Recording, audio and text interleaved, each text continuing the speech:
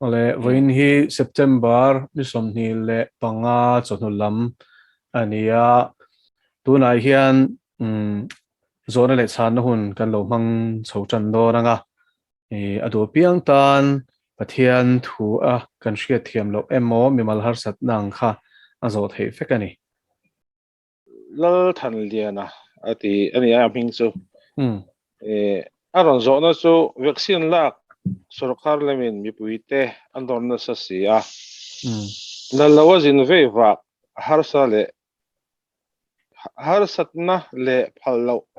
an ni tan box si engti ti to nge ti hi zo na ni a hi min chan sak phot la chuan pathum ve zo na ka ne ya ni kan zo zel do na mi o kha nia pakhate te khan sang ela thange oi khata zo treu chuanin o kan lo manghil ve themo ale pakhat na chan nie I hei hi chu anti chho tur le chiang sa renga khania a chan chu thu pe tu lam hi state level ponilowa national level ponilowa he ta international la po a phena chuanin illuminati kan ti setana pol akha anita a tuna hian mihring te zalen na chu sak zela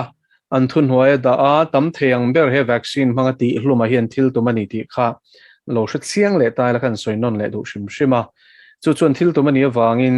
na sat takin a thadzia media a an faka international news channel la te national level la te rampum level la te tin state level la po chu ti zel so nia local news channel thleng hian a thadzia hian ron fak chho zela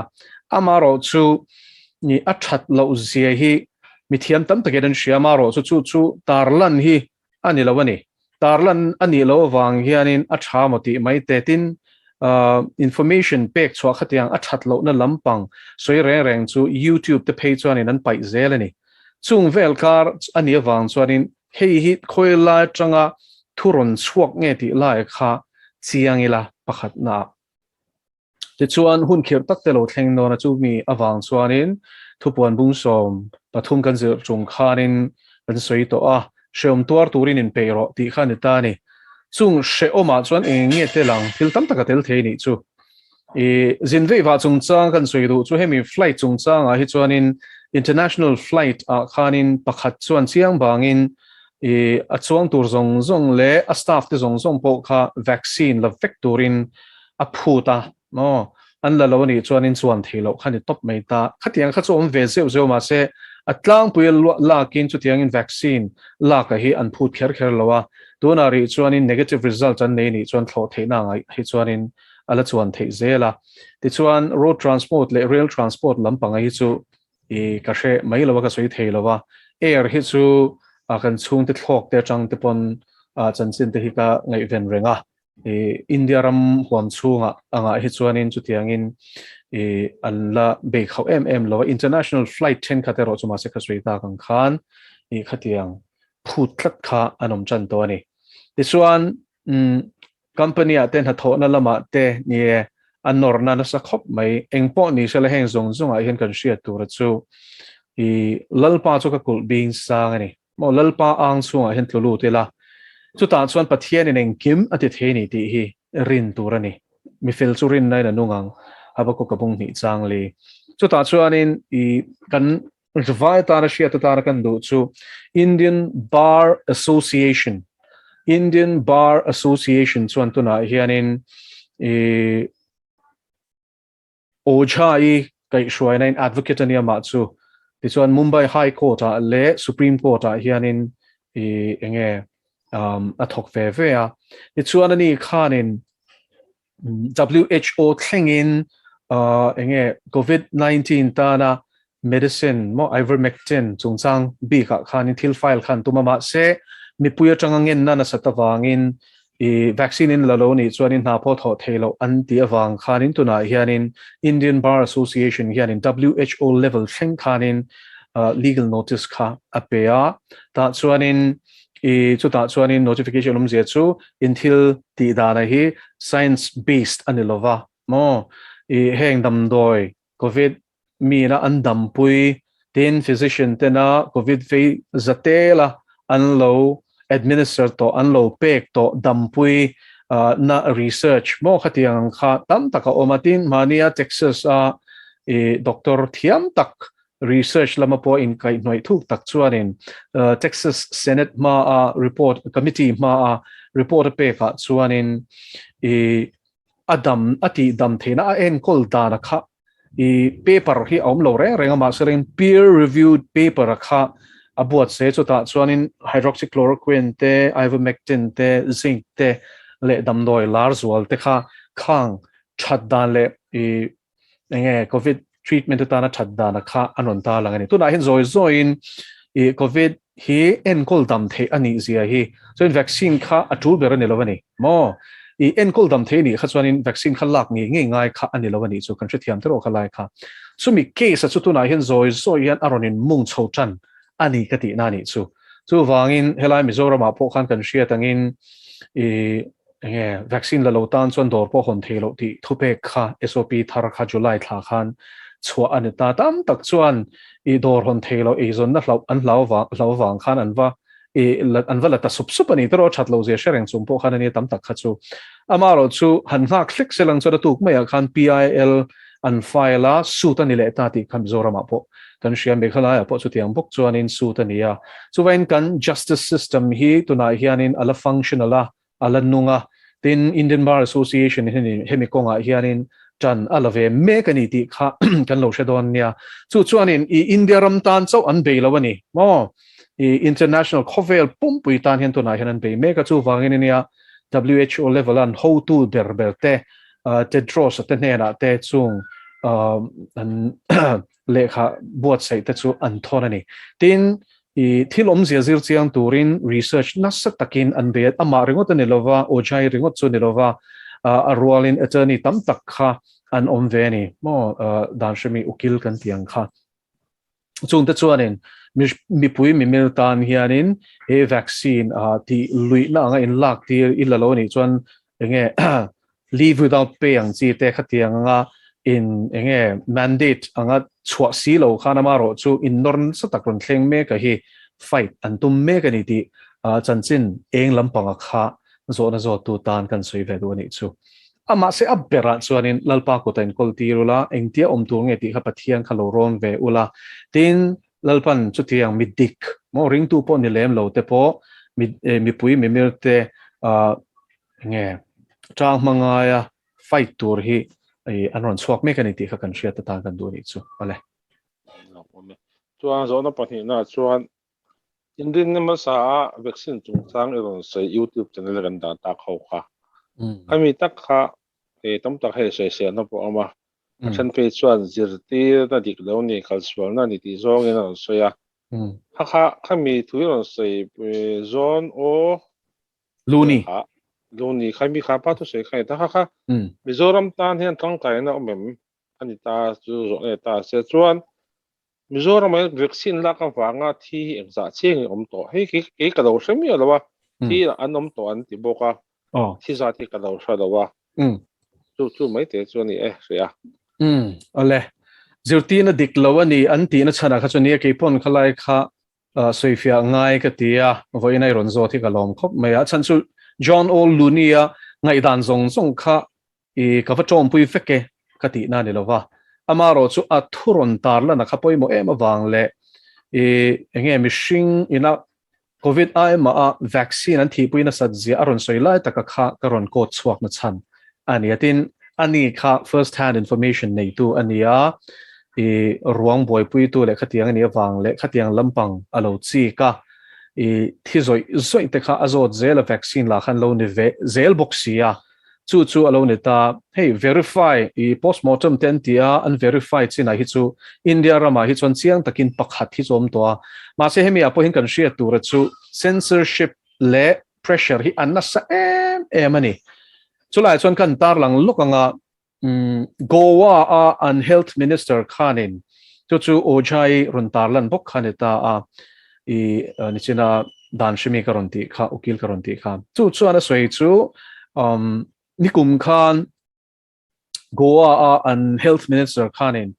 mipui zong hi ivermectin pek tu atini chu anin covid laka khanin aveng thei mo ang zong khanin veng tur khanin pek fek kha an rela ma selangin chu an thu pe ka chu heta WHO a I an ho tu nu khanin aron block tat me ni chu ti chuan I India rama hianin protocol chum yom zia chu covid ta na dam doi cho thei zinga khan ivermectin khatela chu nge parasite hemi shik do tu an ta scabies dam do yang chi te tin sakora hemi shok sakor nge shik an nei tha nan hianin mana ne de berta mishing dana dose chu adanga ti ran dana dose podanga ti chuanin ivermectin hi kumsomli an lo mang to ni amaro chu Indian protocol khanin India rampoina phalvek lai khanin he ta India ta na health advisory board tang de to khanin enge a him lowang zonga khami kha tel lo tura thu kharon suak ta ti chuanin an tel to tam tak covid veite enkol dam na ta na India ngi pona phalakha an suit file ta vekani hela kan shia tura chu pressure on petu hi anon chozel don ani mo chu wangin heng zong zong kha soi da chana chu a phena hin thil tam tak mina a chan chu information kan nei lo chuan tam tak khanin kan ring lova tin kan rin ho news agency hian heng thudik ni si hi antar lang ngam lo nge an shelo nge an haider nge chu ka shelova amaro chu research ti tak tak sela journalist an ni na ang hianin journalism dik tak tin zuk research selang chuanin heng hi an hai chuan lo na chan tur hi ka shelo reng reng US po kwan hetiang hai chuak ngam NTD te hi chu uncensor zela kan video te po hi YouTube hianin apai mi an ngai mo zong chun tia chen khat phe chu an platform atang hianin an pe chuak mi to ni Christian nge news agency tam tak ang chi te karon ta lan kha vaccine chat lo na run ta lang phe kha chu an lo pe chuak to chung zinga chuanin life site news Catholic news agency ani ta a ti chuan ila hianin ni mishing hey mi tamzok hianin khang alternative news outlet kan ti main line anything an Mizoram po zonet LPS khan top ta ni to anni nan soi kha thudik ber ani ta ni chuan heta sorkha thu so ani le ta ni chuan heta CNN international level chuan CNN BBC TV kha kan en le ta khang ho khan thu tak kha an shil don si lova thudik tak hi engtika ma hian an puang chuak don si lova mo chung chuan nge heng chungchang te hi khawa soi chiat na lam ne lovin mo an puang thlat si lo ani ta chuanin chu ta chuan ka soi du chu an puang chuak don si lova chu ta tak chuanin alternative media source kha mi na nei lo chuanin engting heng thu dik te hi riat rengang mi tam zok chu mi pi mi chuanin kha kan study pe lova kan chut pe lova kan zong pe lova zong pe ilang chuan atam lu tok tin rin tlak lo ti te hi fin fia na dan te po hi omani ma se mi tam zok chuanin he the mainstream media ina an soi kal zong de hle kan soi chuanin zirtina diklo an tingal pop zela a diklo fin fia pe mi asilo hian helai takhi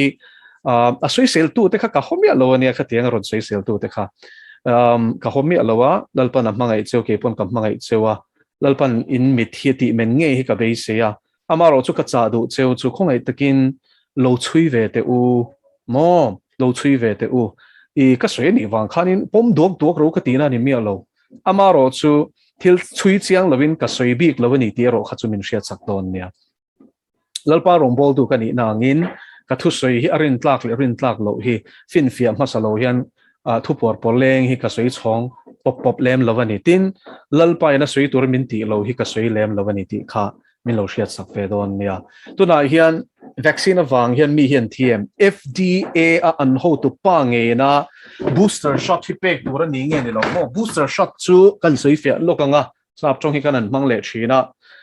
Moderna Pfizer le AstraZeneca shot reng so hi Mizoram an pek hi AstraZeneca nia Covishield ti mingin an pe ne me ma se a company dik tak chu AstraZeneca thawania ti chuanin heng ho hianin voi ni vaccine an pek chuanin voi ni chiu tur ni ta ni mo in ka hal te hlek khan chuan booster shot zia chu kha thatok lowa adang chiu le ngai an ti ta ni chumi chungchang chu FDA kan ti chu Food and Drug Administration ani le chu enge poi mo nai lo ti mai the kan soi fia le lo nge US based ni ta Food and Drug Administration hi chu mi te chuan dam doi hi mishing ta na him ani a himem ho khami a thu top chua tu thu top nei tu an ni ve ta ni chu thu nei da sang sakan nei ta he dam doi arin tlak lo mo mishing se sel ta na chalo an ti chuanin zor the ni lo top mo ti chuan physicians doctor te pon kha khan chaw thiang lo ani ma se a tha an ti chuan a him an ti chuan an chaw mol mol ta ni ti chuan chumi pol chuanin hearing khan nei ta ta chuanin pay verifiable ania indu chuan a link pokaron thonang chonga chu an in mu khom na an mithiam nge na chu advisory board on tel nge FDA zinga tel nge an mithiam ena soya chuanin the elephant in the room atia chu sap chonga chuanin nge te khin thu ni ta I room chunga sai a chuan tungem hulawang tero a lian lutuk mulo ngai naung lo fang mir te chu le ka mulo po ti la a hria theta zia chu langsar lutuk khai rual lo ati na ni chu enge vaccine la za a somnga hian thito ati ni mithia mena soi ni chu in verify do ni chuan a link ka thonang chu ka ti kha hengi khongai takin lo zir chiang te u adik lo ti nam liam puat puat hi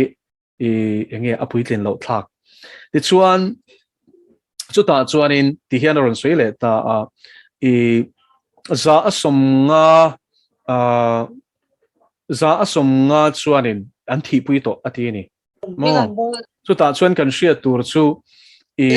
chumi awang chuan za somnga in an thi pui wang chuanin hi booster shot hi chu apek chi to lo tin aron soi ta athu soi awang kan a report pe ka wang kan tin engkem mai uluk tak an zir chian na report ani angai dan ron soi ringot lo statistics zong an zira ramshang shanga vaccine an pek nu thi te mo khang number zong kha an la khoma US ringot ani lo he chu it's one USB ka po intena to na yan VAERS antia he chu ka ron lam fawa an website apo lutro vaccine adverse effects reporting system an nei India kan nei velo chu chumi a chuanin chiang takaron ta lana chu July tha thleng rengot khan soi taila sing khat sang ni chuang vaccine la hin thito chen khat chu unlock tuk len thi chuan Japan a Moderna vaccine an pe ka khan thil dum an huwa mithiam ten an zir chian nuwa chu crux enge YouTuber channel pakhatina ron talan ania crux ina ron talan dara chuan Moderna vaccine an pe ka khan a lot pakhata khanin thil dum an huan zir chianga thirani tian hu chuak ani chu vaccine khan mi lot pik an pek zinga Japanese papani chu unlock tuka an khwasika an thingal so in vaccine awanga thi ani ti khachiang em ta ni so va verify in postmortem defect lo ma sela this one vaccine la ka changa now chiat ta te mai pangking le lam zeng te myocarditis pericarditis lung lam vung khatiang nat na ve te khan no pangzi a hian tam em me tu na phe chon kum nga chin chung lam te pe kan tuma arap thlang tu kan hi chu vain hi enge hlau na hei fear mongering amo dot thu por poleng the dar anilova mithiam tengin federal ekati food and drug administration an ho tu mithiam rol te na thilan zir chian nuwa an soi ani vaccine la za somngan the chu vain booster shot hi enge achi lo antia mithiam som pariat zinga som paruk chuan an block ani mase Biden administration khanin engmati tin tu na hianin ti dan khan ngai to le thawa tu na chuan thu thar bera chuan FDA khanin kum upalam tan chuanin booster shot kha an phal sak le ton ti ni khatiang khop khan hei thil adik lo zia chu an mithiam te ngein report an pek nu apo khatiang thu khan laron chwa zer ani chu en engamo taka phena hian a omani ti kha ni china dan shemi na a chui na po mu chwa chu a omani thil tam takhela in sui tur oma izo na bi khalo chang tai la mizoram a hineng zange thi reporting system kan nei lo tu manan report do lo heng hi tinge chan tam tak om mei thei mo min vaccine an lak pha lawang an lak pha lawan lawani tu na hianin mo chu vain hlau an neya an soingam lawani an shell lawani tu na hian chu chian takin ka soi do an shia mizoram a po hian thienom tian shia ma selangin an report do lo chu wangin an report ngam lo kan ti zok donami engpo ni selangin heng soi ngam tur chuanin ni ma ni nun na tha pa soi ngai ve tla talong kha ngai tla chu wangin hlau an nei ti na ne meya chumi awang chuanin report chiang kwang tak kan nei kherpo hi arinom lovani mi chanem ngai na an lor khoma a effect sang ten sui ni lo chuan chuta ka tar lan du chu keima nge na ka ton shet ka sui du nu pakhat chu ron kala ming ka sui don lowa a hriat poka hre chuang lowa chuan a ron lenga vaccine alla a chumin nuwa chuan a lu hi rit bur mai ni hei a har fim hian om lo ani chu ngai to na chiang ka khan ka om lowa lalpan atan min chong chai tira a ron har ka ngal kok mai ni chu lalpa chaw ro pui sela chu vai na tho anem hei hian thalo hong thalo anem nei chiang an thilo ani pon hong thalo tak tak ani ni adot lekan soile du chu nu pakhat chuanin hei now nuten lai now I nuten lai nei ni chu mo now pom ania vaccine la a vaccine la ma chuan eng ma boina le har sat nan tok lo ala chia kha an now nuten pele chia akai ngal char char ani CT scan ti eng kem taksa pum pui khol chi sang sang an en suaka eng manat nan mulawani so when adverse effects an a Mizoram ang hin tuaran omem an om te reng mai tu na hian an swing am ngem ka shelo o doctor te hian an swing am ngem ka shelo doctor dami kha chuan in a that lo zia kha ma chana na kom tum kha chuan in ron swing YouTube upon video oma kang te kha in zong pe ni chuan lo zong ola ama chu veterinary doctor run doctor chuan ma se virology the immunology chu an zir ve vek thowa khang an zir to na changa pathian ina poison na pe ka changa run swing chuak ani chuan lalpa changa mi no poison na nei lo chuan in enge sorkha thu pe kal zonga thu sei te pokan anga maro chu thu dik tak hi hai chuak tu no mangai soi tu no mangai chumi awang mi na min chil the awang khanin kan bang tur ani lo mo tir ko pol te tir ko peter te po khan pathian thu tak an soya thu dik tak an soya mo an tuarem tor pha te reng mai an thul pha chuang em an thul pha chuang lo so vain tu rong nge kan bola tu ta na nong nge kan ni ti hian siang ila abak chu lal pana ching fel meang ole pakhat tari ru am tat me kan sei be me nga tunai hei vaccine te le free kan boi pui ni se me ma ha tiang kan boi pui ang hen pathian thui boi pui tai la pathian i awan lok do ne mo ti ka ri ro ka ngai to a chu pathian ro pui tu rin an sei ne puzo kalau zot ve le lawa bo in chuna khanin kan missionary lo ho ka valenga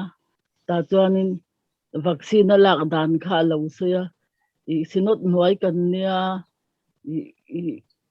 ka omna lak turan tisia ka omna I an ton ti huna chuan kala angka te ka tong traya pathia na ruwa ta ka ngaya kala tamaya chuan kan rong bol theina turan ni chuan vaccine lak hi apoi lo atia ma se ka pom thei zan lawani chu enge adikem ti kha karon zot duwa pakhat na chuanin nia irang zo kha min missionary anita a rong kan bol zel theina turatan chuan kan la ka ngaya chanchin tha kan hril theina turatan kan la ani mai lom anti ni pon khalai kha chu pathian lein ka ni sela kan va soi sak thei ani lo ti kha kan soi masalok ange chu wangin roin rail sak thei kan ni lova pathian lenin ka ni ro se tin khalai khan thil pakhat kan soi du chu vaccine lau ta le vaccine lau tura hlau na thu the dar anga mi min nga yang ti hi a hlom khop mai chu lai tak chu karon clarify do tu na zona le chan na hianin vaccine la om zia le ui ilak chuan chu ti hlau chu ni mai tiang zonga zirti na pe kan ni lo ka soinon leang vaccine ilak chuanin itan kong reng om lo I bo ral nge don tiang zonga zirtir kan ni lo ti hi fia takin voin chnu zona le chan na huna hian ka soi du a chu atam thiang berin longai thla sel ka du khop mai thiam thu soi ro kan ni lova maro chu kachan na hmuna kha ka soi fia do ani chu amaro chu he thil phe na mel ma pan na tho ti mual phowe ro chu ka tum ru khop mai he hi khoi tanga ronin ir chuak nge ti hi chu kan shelawang ti hi I ka hlau zo ka chu ta chuanin eng marshalo hian kan la sianga pian thar mai mi kha an thiloi sianga mo mani apo zona pakhat ka don chu I intisia mintia mo intisia minti ba ka enge he hian rombol tu I ni na nga hian tharau lama enge poimo na ne aron ti ni chople chiralal pan chan na min pe chu ani le tu na hian min vaccine la ta sela piang thar ta si lo sela vaccine side effect wang khan lo thita sela a tharau nu na ngongem ngong te reng mai shem hun atla don lo a fiam ti khan chu wangin I tharau lam a ngong tlat ani vaccine ngor kha kan va hlaw ni lo va hlaw na the dar kan tum po ni lo ti ka soi fia duwa ma se a hlak enge mitam tak chuan nun na taksanun na ba ka chatuan nun na thlenga an chan do na wangin I helai hi chu kan film khurangai ni ti ro hi chu kanin shil shia ka ngai bo an shiat lo wanga an ti suala ni chuanin a poilu tuk don mo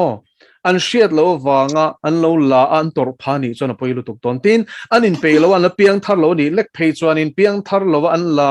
an thi phani chon chatuan a hong lutuk chu wangin tha mai tur te chu chan chuak toi ro ti ni kha chu wangin he thu soi hi pathian thu nen a in rem ma entiram tu na yan vaccine that lo nei eng ma shelo ni ta lang chuan ngoi wo pui ta mai ila mo a ka soi lo wang ka shiat lo na chuan ngoi mai tur ani ma se kan shiat box sia kan ngoi renga ni chuanin a thi etele chatuan big takin taksa thi na chu lo da thata ila ring tuan ni phechonal pan he ran sol ma ane maya thalei leya ma ro chu ta po chon thalei ka ti thelo na chana chu pathian in a khover ti tura apek ti zo lova vaccine la ka wangan thi ni chana poilo tok vele thowana van rama chon an kayang ma selain lalpana ti tura ti zo man lova an kal tur kha I kaphal lowani chu chiang ro se so in hela yan vaccine lau kan in zirti lo ti ka soidu mi nan lo la ni pon lalpana sut le theilu tuk ti hi kan zirti zo kan ni lalpa chu fakinom ro se I vaccine chungcha ka thu soi ma saber ka lo ngai thangun ula a hla om zia a khana top reng lova Krista kan base na no ni zia a khanin kan khai khom ani ka soi non leang Krista a base na nung nei kan ni zia te mo amma a base na kan nei zia te ati dam thei zia te shelo lo la te tan po kong a om zia kha kan soi zo kan ni chu wangin I hemi lau na hi kan soi lawa awareness ero kan in pe ni chu lalpa rong bol tu kan ni na nga chuan ka ti mak mo ani shelo la a I poi soi lo tur te hi kan hmangai tur ani don lom mi chu chan chin tha ina ken ani lom mi kan veng te kan hmangai ani chuan eng wang nge kan shil lawang enge kan hlau turom pakhat nom lo pathian ba hi hlau tur anom lo chu wangin kan shil ze lang heng hi chu lalpa na soi ro min tiang zerin ka chan hem ngai nai ro chu ni lo I chuan kan in shil ze langa chumi awang chuan lalo tam tak te pon omanga a tha leya a la te po shiat lo wanga la te a ngong chalo tuar mek te tan pon kan dil sakanga emo I enge khanga te khan pathian min soi ti rang khan tam takin kha khan manga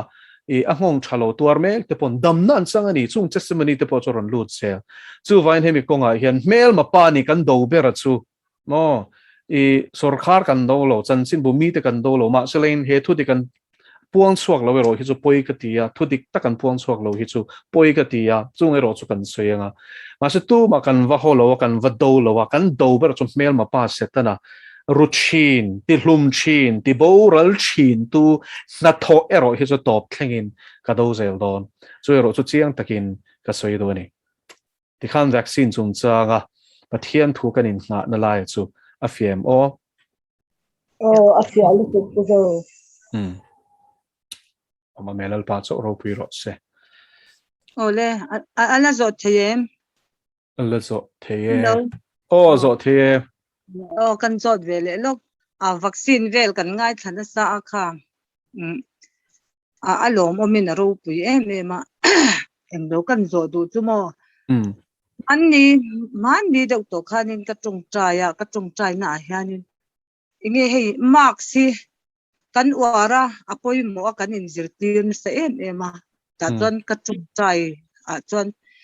setana lam inge hei setana pui bom na ni tat mai hian ka sia I anni tat hian ka sia a chuan ka tung trai na hian ka lati thowalal pa heng te hi setana lam kan pui na lam ani ni chuanin tilo tur hian le do dal tur hianin I chakna min pero finna min pero te katia ka tung trai na hian kala dil na mo chu hei hi ani thiangem ti kha kan zo na pakhat chu ni silamo I trong China chang Asia ta kha a fact base a po khan kan soi lokanga thudik tak kha mask kan ti to na surgical mask te N95 mask kan man ti hian virus N95 chu hoi takin ka soi thelo ma se surgical mask kan man tlang pui mi pui tam zo ken kan man hi chuanin virus la ka hian aveng lo chu kan shia ta ngai mi thiam te pon chu chun shia virus chu te lu tuk khami kara kokara khanin alu theinai tam lu tuk ani chu wangin hei hi chu i Fauci te point a changin a sot an tia an nuwa sot lo an tilea I a phena politics hi atenom lu tuka khang zong kha chu soidoni la tam tak soi tu romani chu wangin I Indian doctor pakhat nge na I aron tal na khani a darna sign ka shia kha mask hi shisel na ta na chalawani chan chu I oxygen kan momel shing chuanin kan taksa engkim siam chatna tur tan nun na tan hian tho kan lak oxygen kan lak lu renga hi poimo a chu chuanin kan taksa hong thatak aneya ma se mask kan wa chuanin kan tho carbon dioxide chan chu kan shia tangin oxygen kan hip lu ta boro kan pek chwa hi chu carbon dioxide ani ta carbon dioxide chu machine tan chuan tur ani chu shiang more basic science ani chuk tuna hin ka soi khata khami chu mi shu tur chuanin I pol som chin zir chuanin kan shafek tur ani kha chu ti chuanin carbon dioxide mi na a heap lut la reng ani chuan enge kha shisel ngai naum ani na taka chuan doctor te nge poina surgical mask kan man na chu operating theater a te ni ta a chum bak chuan an mang bak thleine engamo I boru ka shileng ang chia te chunga te chuanin a tul na china chau tin enge mas tak khatiang la ka veng tur ani kha chuanin biological weapon ani atuna mi hi ni na taka chuan khamila ka veng tur kha chuanin hemi weapons grade mask ang se hi asotang khatiang kha chuan hetiang virus zong ye cliffy infect theita ma se kha tunge wareng ang tero chuan biological weapon tenun mang ani chuan khatiang mask kha vek mai zong khu theang kha vo kha asotani khatiang kha kan vua lo ni lo chuanin enge hi sot na chu mi thiam te nge point tu na hian hoi sen takin ron chan ngam ta hei a science hi chiang takin an soi thelo a chan chu science a hian hin base lo ni ti kha lo shria ila chu kan shria a tool ve a mi fing var le a PhD degree ne ngai lo chung don chuak tur chuanin chuan kan soi le du chu ni heng hi mishing shisel na ta na a that lo na shereng chungin ma seleng heng hi ron thleng tu reng chuan mel ma pa na inge kan shisel na ti thalo tura aron duan chwa na da na khalal pa na mu ti se ni meita a chu ni reng bokatuna hianin mask tam tak chuanin mir thei the pe chuanin angai le ngai khati khanin kan mang atero ni tena chwa pe nga thar lei thei tur kha chuanin tle mom thei ve de te po kha ani khangai ta a I sumalo ngai zel khang li nan khanin chu vain heng te po hi ni amaro chu enge apoilu tuk china lo hi chuanin sorkharina enge titura min ti hi chu zom thei chuanin zoma tha chu ka soi tel du a ke point a thul na song ka wa ma sein chunga te chong kan wa lem lowa khatiang khan zalen takin kanom tho chwa chung jok kha ane maya chu wangin dan wa bo che rumang em a kha chu a thul lem lo kha chu a thei chin china chuanin izom sham mang o amaro chu nie a phe na mel ma pa thil tum le khang kha chu kan shia thiam te le ro kha chu a tha kanom tolo ni chuan kan zon le chan na hun kan lo ti top ton to nga lalpana thu thiang lim kan sui tak te zon le chan na kan sui tak zong te sui tu le ngai thatu te tan malmin som sa cross